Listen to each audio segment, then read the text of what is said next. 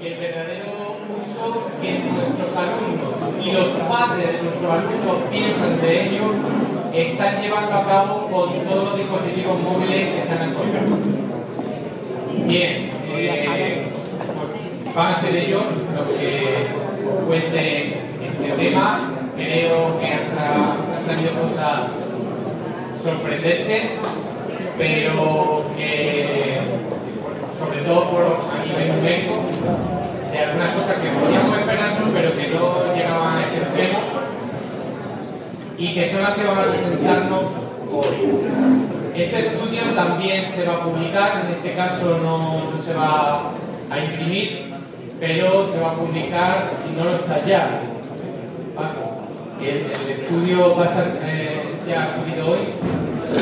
Ya está subido desde Educaré, podéis ver en el servicio de TIC todo el material accesible, y ya me comenta Francisco que ya se ha subido este estudio del uso de los dispositivos móviles por parte de la alumna.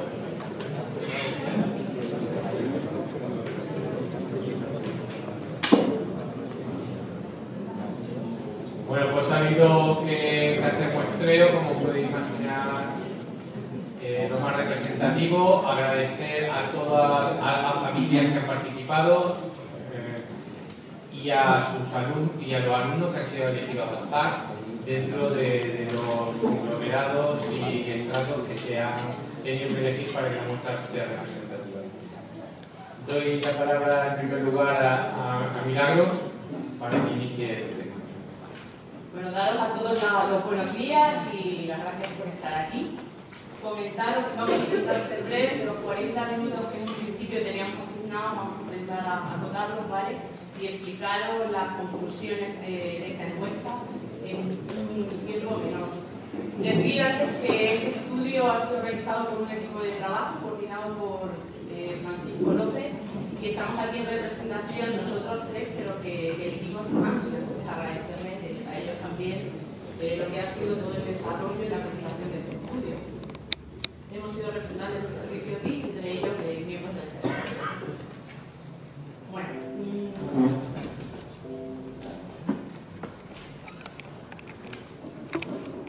las partes que vamos a ver a lo largo de nuestra presentación sobre los resultados de la encuesta son las que tenéis aquí delante. La encuesta la tenéis en el enlace que aparece aquí, en la parte inferior, para poderla consultar y para poderla descargar en PDF. Ahí tenéis todos los resultados, ya está cargada. Y en principio vamos a ver, como veis, la justificación del estudio, el por qué lo hemos realizado, cuál ha sido nuestra pretensión, qué contenido incluía la encuesta, sobre qué se ha preguntado en esa encuesta, el universo de investigación, todo lo que tiene que ver con el muestreo, eso lo va a aclarar mi compañero Manolo, los resultados, que va a ser la parte principal de esta presentación, que vean los resultados que hemos tenido, y las conclusiones. Y con respecto a las conclusiones, ya he indicado que podéis anticipar muchas de ellas, o sea, no hemos llegado a las conclusiones que nos puedan sorprender de una manera significativa. Es decir, que gran parte de los adolescentes, de los menores de hoy en día o de los escolares de hoy en día, que la mayoría utilizan móviles, aplicaciones móviles y redes sociales, no creo que nos vaya a asustar a nadie, ¿verdad? Pues muchas de las conclusiones ya deciros que las podéis anticipar.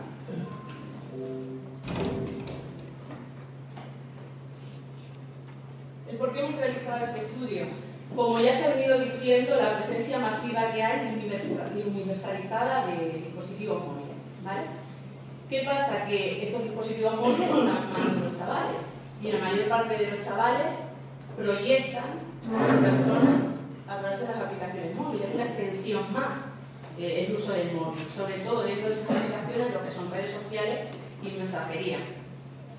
¿Qué nos preocupa a educadores y familiares? Pues nos movemos un poco por la disparidad entre las virtualidades y potencialidades que tienen estas redes, estas aplicaciones móviles, el uso de los móviles, y las limitaciones y peligros potenciales que tienen para los alumnos. De tal manera que dentro de los centros educativos, más que como elemento potenciador del aprendizaje, lo estamos viendo como una amenaza. Y eso tiene que cambiar, De ahí que nos planteáramos el hacer este estudio, para entender mejor este fenómeno, qué está pasando, cómo podemos encauzarlo desde el punto de vista de los centros educativos, qué prácticas educativas tenemos que lanzar y tenemos que programar. Algunas ya se han iniciado por parte de la consejería, como se han comentado aquí esta mañana, que una de ellas es el Foro Nativo Digital, que está en marcha desde el curso pasado, y a través de este foro pretendemos que las mismas reflexionen sobre sus prácticas a través de Internet y de las redes sociales. Y luego tenemos iniciativas como la habéis conocido hace un rato, que es la presentación de la guía de buen uso de la TIC. Entonces, esa era nuestra misión, ¿vale? Conocer este fenómeno para ver cómo endosar lo que está pasando. ¿Sobre qué contenidos hemos hecho las preguntas de la encuesta? Fundamentalmente 5 bloques. Estas preguntas se han hecho a hijos y a padres. De tal manera que hemos intentado contrastar, comparar las respuestas de unos con las de otros. Y van dirigidas a el tipo de dispositivos tecnológicos que se están utilizando y la conexión que tienen a las redes vía Internet, la descarga y uso de aplicaciones móviles, la privacidad que hacen en esas aplicaciones, aplicaciones de mensajería y redes sociales y la TIC en el centro educativo. Tenemos que asumir determinados sesgos dentro de la encuesta. Evidentemente, tenemos que asumir sesgos como que no hayan estado bien formuladas las preguntas y que eso haya dado lugar a diferentes interpretaciones por parte de los encuestados. Eso lo tenemos que asumir. Que también haya habido cierta deseabilidad social a la hora de contestar. El hecho de que contestes porque estás presionado por la respuesta que da tu compañero o porque contestas con aquello que crees que es lo adecuado, a pesar de que había anonimato en las encuestas. También tenemos que asumir el que se haya contestado de forma mecánica, sin que realmente hayan hecho una interpretación comprensiva de qué se les estaba preguntando. Pero bueno, eso lo asumimos, ¿vale? Paso a la continuación a Manuel, que va a iniciarse con el primer apartado, el universo de la investigación. Y os voy a dar, buenos días, os voy a dar unos datos técnicos sobre qué ha constituido la encuesta. En primer lugar, puedo decir que en primer lugar, decir que hemos partido de los alumnos entre quinto de primaria y segundo de bachillerato. Los más pequeños hemos considerado que era complicado llegar a ellos para preguntar sobre estos asuntos, y tanto el centro público como el centro concertado. Sería un total de unos 80 y algo mil alumnos los que tenemos. Unos 83.000 alumnos. Evidentemente hemos tenido que hacer un muestreo, y en ese muestreo hemos contado con 1.893 alumnos, y los padres hemos tenido un poco más de problemas para llegar a ellos. Solamente hemos conseguido 1.677 respuestas, cuestionarios de padres. La cuestión ha sido para los alumnos, se les ha planteado que hagan este cuestionario mediante un formulario en Google Drive en el colegio. Entonces, los equipos directivos de los colegios fueron a por los alumnos en sus aulas, les proporcionaron el ordenador, por lo cual fue todo mucho más fácil para ellos.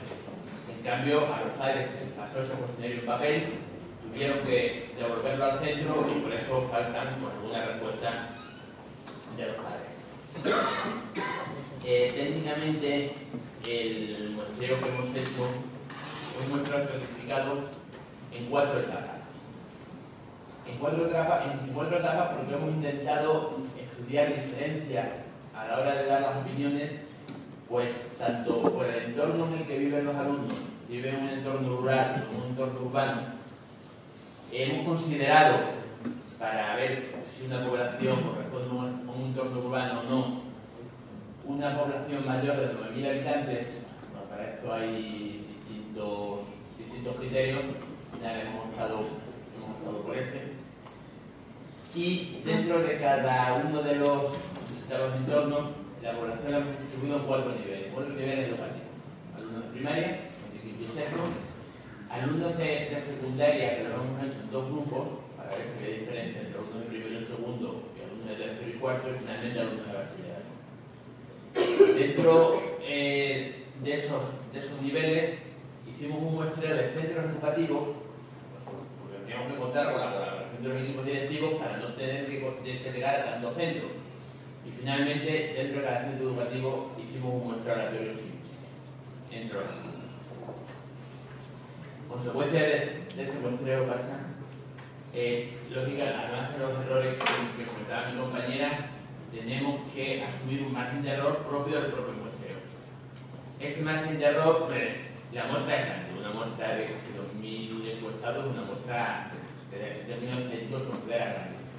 Por eso el error, pues, si hablamos de resultados generales, resultados que afectan a toda la población, se calcula aproximadamente en el 2%, 1,9%, pero si estamos dando resultados que corresponden a grupos más reducidos, por ejemplo, un nivel educativo o un entorno, aumenta un poco, y ya en los resultados finales, por ejemplo, alumnos de primaria en un entorno rural, pues lógicamente, como estamos haciendo mucha más reducida, el error sigue aumentando.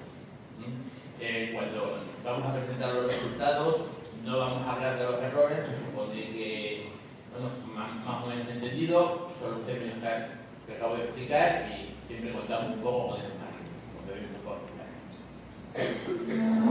Bien, dentro de los resultados vamos a dar solamente un pequeño resumen de los mismos, que sería muy extenso analizar aquí cada una de las preguntas que se ha hecho, de los resultados que hemos obtenido. El estudio lo tenéis en la red, en la página como he puesto antes, lo podéis descargar completamente y se puede consultar entero. En primer lugar, hablando sobre los dispositivos tecnológicos utilizados, nos llama la atención y la conectividad en los hogares. Bueno, nos llama la atención que efectivamente el 96% de los hogares extremeños cuentan con conexión a internet, lo que ya no está tan claro es la calidad de esa conexión. Fijémonos, un 12% se conecta solo a través del móvil. La conexión a través del móvil, obviamente, es mucho más lenta. En el centro educativo a veces le pedimos a los alumnos que hagan tareas a través de internet y tal, pero tenemos que tener en cuenta que hay una parte de la población que no tiene una conexión buena en su casa. De la misma forma, en el entorno rural la conexión es un poco más lenta, apenas hay fibra óptica y la proporción de hogares que se conectan a través del móvil también es más grande que en el entorno rural. Probablemente, bueno, por cuestiones económicas, la fibra óptica en el entorno rural pues llega donde llegue como llega. Luego hemos analizado qué dispositivos utilizan los alumnos en su ámbito personal y familiar. Evidentemente, el dispositivo móvil que más utilizan los alumnos es el teléfono móvil. Y hemos contrastado las respuestas que dan los alumnos a los dispositivos que utilizan con las respuestas que dan sus padres. A los padres le hemos preguntado, ¿qué dispositivo utiliza su hijo? Y estamos tratando la respuesta a los alumnos. Se ve que siempre los padres piensan que sus alumnos utilizan menos dispositivos de lo que en realidad lo hacen, o lo utilizan menos tiempo. Hemos considerado que una utilización habitual de un dispositivo es 1 hora diaria. Entonces, bueno, pues cualquier dispositivo, la columna de padres es más pequeña que la columna de hijos. O piensan que hay menos padres que piensan que lo utilizan, pero que en realidad lo hacen, o lo utilizan menos tiempo. Y también se le ha preguntado a los padres qué dispositivos utilizan ellos. Ahí en esa gráfica lo que hemos expresado es el número de dispositivos utilizados por los padres. Ese número de dispositivos utilizados por los padres es más grande en el entorno urbano que en el entorno rural. Por ejemplo, preguntado concretamente por el ordenador personal, el 50% de los padres en el entorno urbano utilizan el ordenador y, sin embargo, en el entorno rural la respuesta de uso es aproximadamente un 30%. Por el socioeconómico, de trabajo, de este tipo de conectividad, un poco difícil saber las causas porque tampoco se ha preguntado sobre ello. El segundo bloque del estudio iba sobre las descargas y uso de aplicaciones. Obviamente, casi todos los alumnos se descargan aplicaciones en su teléfono móvil. Lo que hemos querido expresar ahí es el número de descargas por niveles educativos. Obviamente, mientras los alumnos son mayores, tienen más acceso al teléfono móvil y se descargan más aplicaciones. ¿Qué tipo de aplicaciones se descargan? ¿Qué tipo de aplicaciones se descargan? Fundamentalmente se descargan aplicaciones gratuitas. El 96% de las aplicaciones descargadas por los alumnos son gratuitas. Los educativos y la familia hay que concienciarles hasta qué punto esas aplicaciones son gratuitas o están dando unos datos personales a las empresas. Un poco en ese sentido, ellos confían en la gratuidad de las aplicaciones y no podemos estar seguros hasta qué punto eso es así o está poniendo en peligro su privacidad. Se ha intentado contrastar con los padres también que los alumnos consultan con ellos a la hora de descargar o instalar aplicaciones, elegirlas, instalarlas, utilizarlas, etc. Las respuestas que nos dan los padres y que nos dan los alumnos son bastante similares. Generalmente la mitad de los alumnos no consultan a sus padres para elegir las aplicaciones. Y los padres dicen prácticamente lo mismo. La diferencia no es muy significativa, no es muy grande. Este permiso que dan los padres supone que observar. Solo uno de cada 4 padres que piensa, o sea, que reconoce que su hijo le pide permiso, introduce una contraseña para que su hijo se pueda descargar una aplicación. Por lo tanto, bueno, pues ese permiso se forma bien dialogado. Y también hemos preguntado a los alumnos y a los padres si se han descargado aplicaciones a pesar de que sus padres se lo quieran prohibir. Bueno, pues la respuesta no ha sido una proporción muy grande de alumnos, solamente un 5% de alumnos dice que se han descargado aplicaciones con la prohibición expresa de sus padres. En cambio, la proporción de padres que contestan lo mismo es justo el doble. 10% de los padres, aún así, claro, estamos trabajando siempre sobre alumnos que piden permiso, que dan la mitad a los alumnos. Es porque justamente el doble de padres piensan que sus hijos están descargando aplicaciones que ellos le han prohibido expresamente. No la han consultado, no expresamente se lo han prohibido. Y en cuanto a los sistemas de control parental, pues prácticamente la mitad de los padres no utilizan ningún sistema de control y los que lo utilizan, pues miramos que son claves de seguridad en el móvil o en la tablet. No conocen y no utilizan apenas el sistema de control específico. Un siguiente aspecto que hemos estudiado ha sido la privacidad en el uso de aplicaciones móviles. Solo el 30% de los alumnos lee los permisos a los que tienen acceso a una aplicación antes de instalarla. Esa proporción, además, va descendiendo con la edad. No he puesto los gráficos con la edad porque iba a ser muy extenso, pero la proporción va descendiendo con la edad. Y más de un tercio de los usuarios de aplicaciones ignoran cómo consultar los permisos que tiene una aplicación ya instalada. Yo me he instalado una aplicación y no sé qué está haciendo la empresa con esa aplicación. Está metiendo mi información personal, qué permiso le pide. Tanto padres como alumnos. Pensemos que en alguna familia puede coincidir que ni padres ni alumnos sepan consultar esos permisos. Entonces, eso estamos poniendo a la disposición de las empresas una información que desde el mundo tendríamos que valorar si eso queremos hacerlo así o no. En ese sentido, más del 35% de los alumnos que ya saben que las empresas están accediendo a su información personal, se han instalado aplicaciones. Siendo conscientes de que incluso hemos preguntado que si una vez que tienen una aplicación instalada se dan cuenta o se enteran o ven que la empresa está llegando a su información personal, la van a desinstalar. Bueno, pues el 88% ha contestado que sí, pero es que hemos ido un poco más. Hemos ido un poco más. Bueno, en realidad, ¿tú alguna vez has hecho eso? Se lo he preguntado a los alumnos. ¿Alguna vez has descargado una aplicación por este motivo?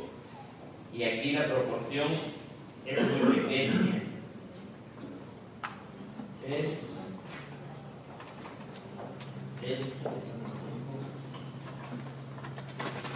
Solo un tercio de los alumnos ha descargado alguna vez una aplicación porque la empresa estaba poniendo información personal. Paso a mi compañera que ya la dos apartados. El cuarto apartado era sobre aplicaciones de mensajería y redes sociales. ¿Por qué las hemos equiparado? Hablando de mensajería instantánea, porque aplicaciones, como sabéis vosotros, se están convirtiendo en verdaderas redes sociales, ¿vale? Entonces nos referíamos a este tipo de aplicaciones. Además, teniendo en cuenta el último estudio anual que se ha hecho de redes sociales, el 97% de alumnos de jóvenes entre 14 y 17 años utiliza a diario estas redes. Queríamos comparar en Extremadura cómo se transcriben esos datos. Y como veis aquí, más del 90% de los alumnos encuestados está utilizando aplicaciones de mensajería y redes sociales. Fijaros la evolución entre alumnos, que en primaria se usan menos, pero Felia insistía en el hecho de que es a partir de los 14 años cuando un alumno puede tener un perfil dentro de las redes sociales. Estamos hablando de que alumnos de primaria, entre 10 y 12 años, no tienen todavía esa edad, ¿vale? Sí que no hay disparidad entre la contestación de los padres, porque los padres creen que hacen sus hijos, o sea, sí saben que usan esas redes sociales. A nosotros nos preocupa si están verdaderamente capacitados los padres para acompañar, orientar a esos alumnos en el uso de las redes sociales. Y donde sí hemos visto disparidades en cuanto al uso. Se les ha preguntado, no solo se las usa, sino el tiempo de uso. Había 4 opciones de contestación. Una era que no se usaban a diario, otra que se usaban pero menos de 1 hora al día, otra entre 1 y 2 horas, y una última opción más de 3 horas, considerando desde nuestro punto de vista que estar conectado a las redes sociales más de 3 horas en un niño es bastante abusivo ya. Y hemos tenido, por ejemplo, en esa última respuesta de más de 3 horas, un 18% de padres que dicen que sus hijos se conectan con esta habitualidad y de niños del 28%, o sea que es un porcentaje bastante significativo, una diferencia porcentual no significativa. También se les ha preguntado por la privacidad de todas las redes sociales. Nos llama la atención que a mayor edad más conscientes van siendo de los peligros que hay dentro de las redes. Y enfatizando la idea que comentaba Jorge, que realmente una vez que estás en redes ya no tienes privacidad ninguna, porque lo que no publicas tú lo puedes publicar alguien con quien tú tienes cierta amistad en esa red, ¿verdad? Pero lo que más llamaba la atención también es el hecho de que en primaria es donde menos privacidad tienen, o sea, más público hacen todo su perfil, cuanto tenemos que pensar que son niños más vulnerables aún, y esto pues nos preocupaba. ¿Qué ciberdelito? Esta pregunta ha ido directamente a los padres. ¿Qué ciberdelitos conocen los padres? Y hemos visto que se conocen menos en el entorno rural y menos entre los padres de alumnos menores. ¿A qué conclusión hemos llegado? Que la información se produzca a la inversa, que no sean los padres quienes informan o previenen a los alumnos a los hijos de los ciberdelitos, sino al revés. Los alumnos o hijos, a medida que se van conectando, saben que existen los ciberdelitos y se le informan a los padres, ¿vale? Y también el hecho de que los padres, a medida que crecen sus hijos, piensan que son más vulnerables. Cuando volvemos a destacar el dato de antes, o sea, más de un 50% de alumnos de primaria no tienen perfil privado en las redes y más de 3/4 partes de estos alumnos se están conectando a la red. O sea que algo estamos haciendo mal, ¿vale? El ciberdelito más conocido, como es evidente, es el ciberbullying. También es el que está más presente en los medios de comunicación, quizás por eso se conozca más. Pero veis que tampoco es un porcentaje significativo para que lo conozcan todos los padres, son el 57%. Quizás un sesgo aquí del hecho del anglicismo que hemos utilizado, que muchos padres no hubieran sabido a qué se refería con ese ciberdelito. Y en cuanto a las crisis en el centro educativo, que es otra de las cuestiones que se ha planteado, aprovechando la encuesta que se hizo a finales en junio de 2012 a los docentes, también el uso de las crisis en los centros. Un 15% de alumnos afirma que no utilizan nunca las TIC en los centros y un 23% de los padres ignoran que sus hijos la utilizan. Esto nos llamaba la atención también, realmente es porque o hay poca implicación por parte de los padres en los centros, o no conoce las prácticas educativas de su hijo, o bien el centro no ha sabido transmitir su propuesta pedagógica, ¿vale? En algún sitio estamos fallando para obtener este porcentaje. También se le ha preguntado por el tipo de dispositivos que más utilizaban. Nos sorprende el porcentaje de alumnos que utilizan teléfono móvil en el centro educativo y creemos que aquí han podido interpretar que lo usan con una finalidad educativa, aunque no sean en las prácticas dentro del centro, y eso haya sido una mala interpretación por su parte. Y luego, bueno, comentar también que a la mayoría les gustaría utilizar más las TIC, más del 75% afirma que deberían utilizar más las TIC, tanto padres como yo. Con esto, ¿a qué conclusiones llegamos? Pues un poco a lo que se está comentando, que se conforma la identidad de nuestros alumnos como nativos digitales, que todos usan internet, y la mayor, sobresale el teléfono móvil entre los dispositivos que se utilizan. Conforme avanzan en edad, tienen más necesidades tecnológicas y van siendo más independientes y autónomos de los padres, perdiendo la confianza, y ahí tenemos que atajarlo de alguna manera con campañas de prevención y de sensibilización. Que la mayoría de alumnos están expuestos a los peligros potenciales de la red, porque la mayoría de ellos no conocen los riesgos, lo que decíamos esta mañana, pero saben lo que están haciendo en internet. Realmente son competentes en la red y no lo son. Los padres tienen en muchos casos una visión desajustada de esa conducta digital y que tanto padres como hijos valoran positivamente el uso de las TIC y consideran que deberían utilizarse con más frecuencia en el entorno escolar. Necesidades, pues lo que estamos comentando, que hay que hacer unas campañas de sensibilización, capacitar tanto a profesores como a alumnos como a docentes de este tema. A mí me preocupa mucho lo que insistía Jorge, que no es tanto el que podamos acompañar, que tenemos que hacerlo y compartir con ellos las pantallas, sino en la autoprotección, en la autogestión de tu conducta digital. ¿Vale? En eso tenemos que llegar. Yo creo que para nosotros debe ser la máxima. Incorporar las redes sociales y dispositivos móviles a las prácticas educativas. Como sabéis, hay muchos reglamentos de organización y funcionamiento de los centros, todo lo que tiene que ver con tecnología móvil, o está muy limitado su uso, incluso prohibido. Eso tiene que cambiar. O sea, por lo que decíamos, que los dispositivos están ahí, tenemos que verlos como recursos de aprendizaje. Aumentar la planificación y uso de las TIC en los procesos de enseñanza-aprendizaje de los centros. Entonces, en definitiva, lo que hemos comentado, educación digital. Y yo quería hacer una propuesta al compañero que preguntaba hoy por el hecho de cómo incardinamos esto en las prácticas educativas reales del día a día. Yo comentaba que tenemos que incluir pequeñas pildoritas o ventanas para trabajar todo esto. Yo creo que estamos en un momento clave, y vale la redundancia de la palabra, estamos en un momento de educación por competencia. Educar por competencia, ¿sabéis qué significa? Educar para la ciudadanía, para saber desenvolver, ¿vale? Si para los alumnos no es su mayor interés el hecho de utilizar aplicaciones móviles, enseñémosles a utilizarlas bien. Una tarea puede ser útil para trabajar con gente clave es el hecho de transmitirles que es el ciberbullying, por ejemplo, y que se haga un aprendizaje basado en el proyecto de investigar acerca del ciberbullying, los diferentes perfiles de usuarios que hay en ciberbullying, la víctima, el agresor, los expectantes. Los alumnos pueden investigar sobre eso. Y eso tiene cabida tanto en asignaturas como lengua, como ciencias sociales, como tecnología. Además, curricularmente, si vosotros hacéis un análisis exhaustivo del currículum, el uso de las TIC se incluye como elemento transversal. Y hoy por hoy, en los nuevos currículums que se han publicado tras la LOMCE, también lo que es la conducta digital. Y bueno, ya sin más, dar las gracias sobre todo a los encuestados, que sin ello no hubiera sido posible el estudio, sin la respuesta de padres y hijos. Muchas gracias.